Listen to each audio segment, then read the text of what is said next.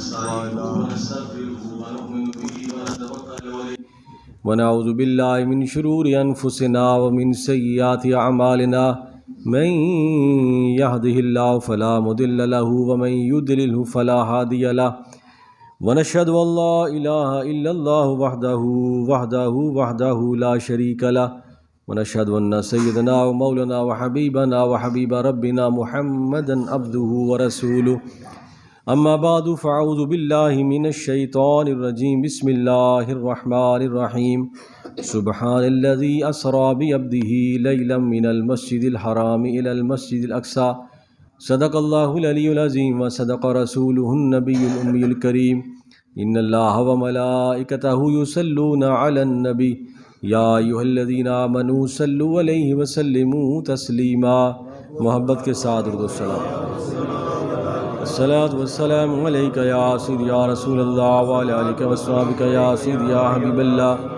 الصلاة والسلام عليك يا سيدي يا رسول الله وعلى آلك وأصحابك يا سيدي يا حبيب الله۔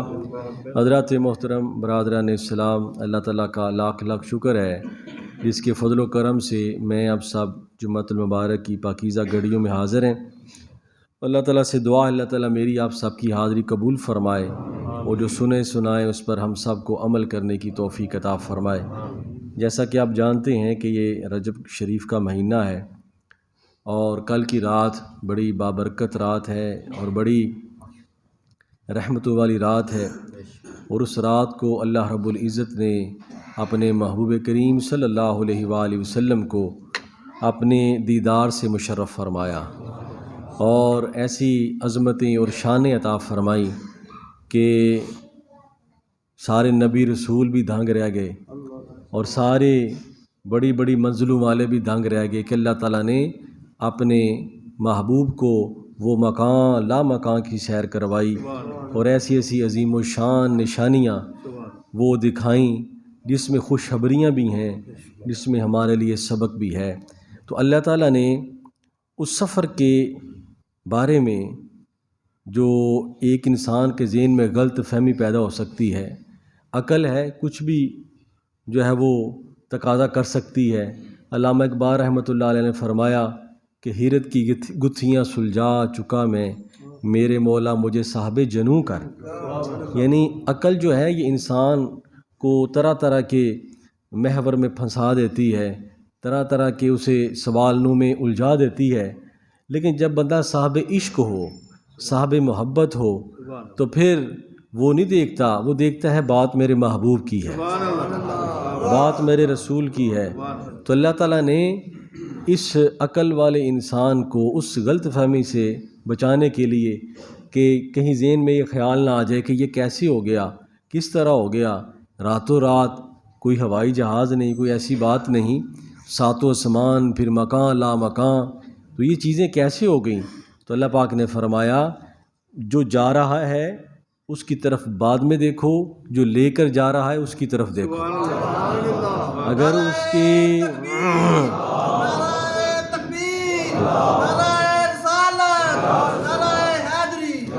تو جو لے کے جا رہا ہے اگر اس کی قدرت اور اس کی شان اور اس کی طاقت کو تم ایمان رکھتے ہو تو سنو سبحان الذی، وہ ذات ہے جو ہر عیب سے پاک ہے، اسرا بعبدہ، اس نے اپنے بندے کو سیر کروائی ہے، اس نے اپنے بندے کو سیر کروائی ہے۔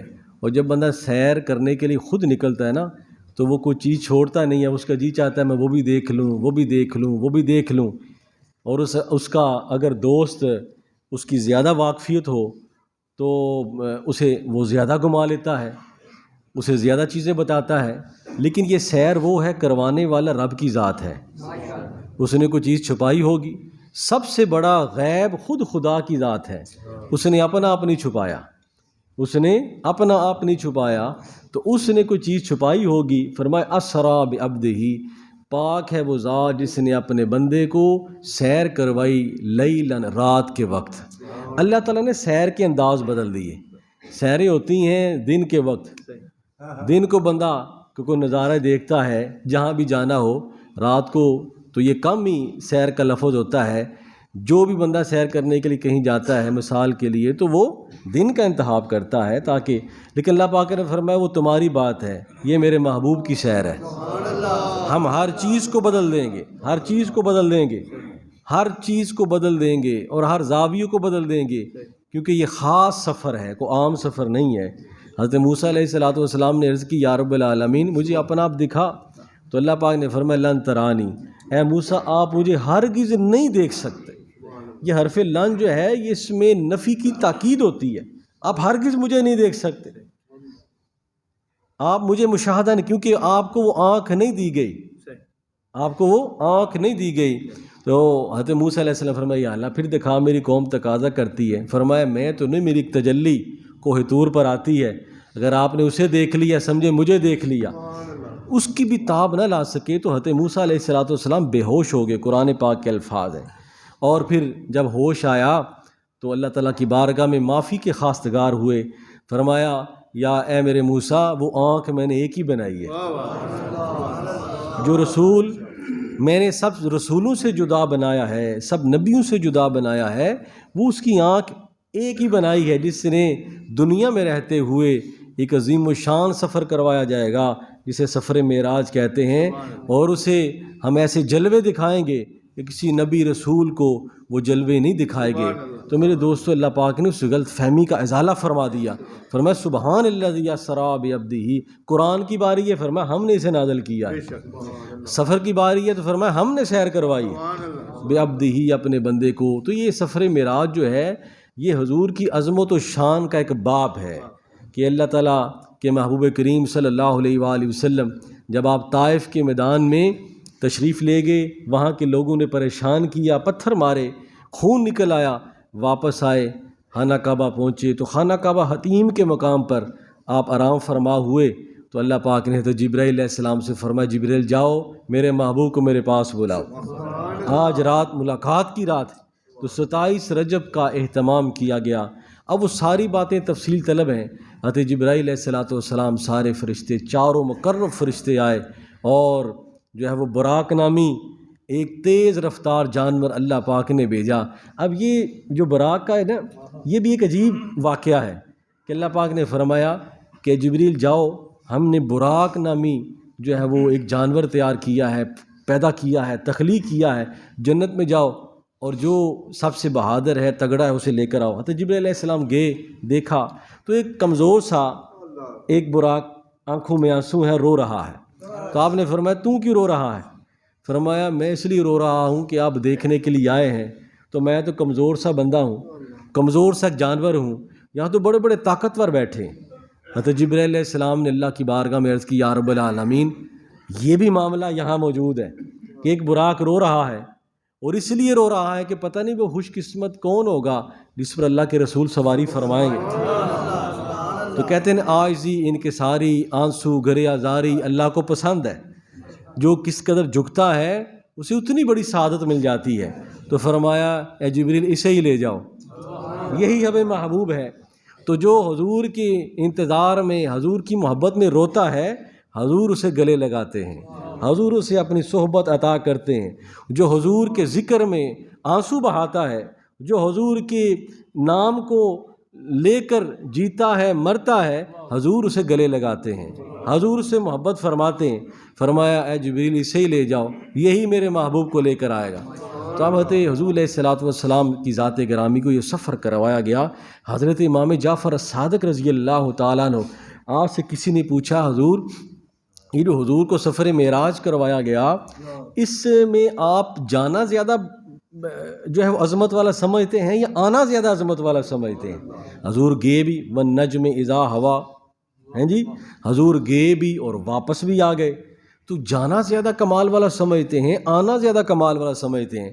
تو حضرت امام جعفر الصادق رضی اللہ تعالیٰ عنہ، آپ نے حضور کے آل پاک کے شہزادے ہیں، تو آپ نے فرمایا کہ میرے نانا کا جانا بھی بے مثال ہے، سبحان الذی اسریٰ بعبدہ، جانا بھی بے مثال ہے، لیکن میں کہتا ہوں حضور کا آنا بے مثال ہے، اس سے بھی بڑھ کر ہے۔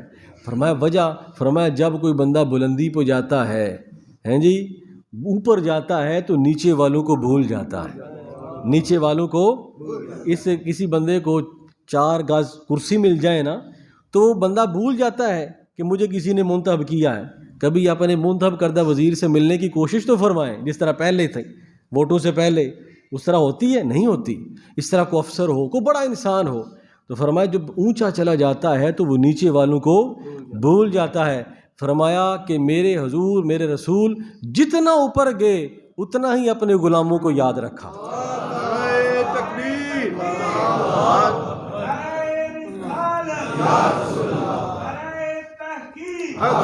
بہرحال سماعت فرمائیں، نعرے ذرا کیونکہ ٹائم تھوڑا ہوتا ہے تو بہرحال چونکہ رش کی وجہ سے لیٹ بھی ہو جاتے ہیں.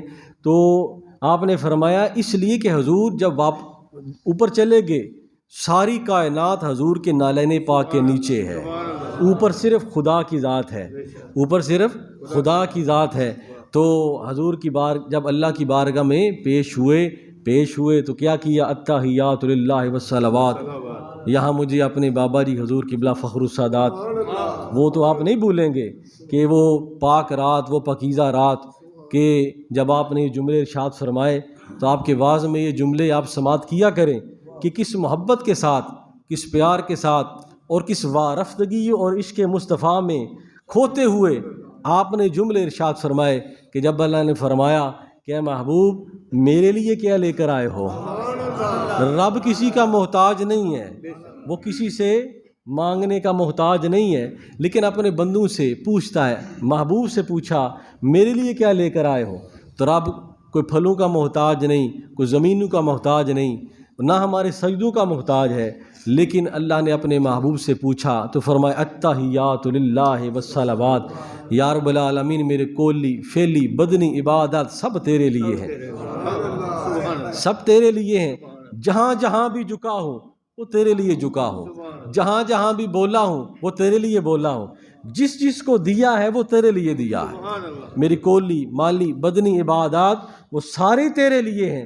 اللہ پاک نے فرمایا اچھا جب سارے سجدے کولی بدنی عبادت میرے لیے ہیں تو میرے سارے سلام تیرے لیے ہیں، میرے سارے سلام تیرے لیے ہیں. اس سے بڑھ کر ایک محب اور محبوب کی جو ہے وہ قرب، اس سے بڑھ کر کیا ہو سکتا ہے. حضور قبلہ شاہ صاحب رحمۃ اللہ تعالیٰ نے آپ نے جندر شریف کے بزرگوں کا ذکر فرمایا ہے جی، تو وہ فرماتے ہیں کہ وہ مدینہ پاک گئے نا تو سبحان اللہ سبحان اللہ سبحان اللہ کی صدا حضور قبلہ شاہ صاحب نے اپنے واعظ میں یہ فرمائی 2-3 مقامات پر. تو وہ جب وہاں تشریف لے گئے تو مدینہ پاک وہ درود سبحان اللہ پڑھتے جا رہے. تو کسی نے پوچھا حضور کیا دیکھ رہے ہیں؟ فرمایا میں نے درود شریف کیا پڑھنا ہے، میں تو اللہ اور اس کے رسول کے قرب کو دیکھ کر اتنا حیران ہوں کہ میری زبان سے سبحان اللہ لکھ رہا ہے. مقام کعبہ قوسین کی منزلیں جو اللہ پاک نے، بلکہ فرمایا جو کعبہ قوسین ہے یہ 2 جو بھویں ہیں اس کو قوسین کہتے ہیں، تیر اور کمان کے قرب کو بھی قوسین کہتے ہیں، کعبہ قوسین. فرمایا یہ بھی دور ہیں، میں نے اپنے محبوب کو او ادنا اس سے بھی زیادہ قریب کیا. اس سے بڑھ کر اور حضور کی عظمت مصطفیٰ کیا ہو سکتی ہے. تو فرمایا کہ میرے سارے سلام تیرے لیے ہیں. تو حضور قبلہ شاہ صاحب رحمۃ اللہ علیہ نے جب یہ عبارت پڑھی ہے آپ کی وصال میں، اور کتنے خوشر ایک وہ رات ہے جب اللہ نے اپنے محبوب کو اپنے پاس بلایا. اور یہ ہمارے لیے حصے میں یہ رات کا ایک دوسرا حصہ یہ ہے کہ حضور نے اپنے غلام کو اس رات اپنے پاس بولا. یہ کتنی سعادت کی بات ہے.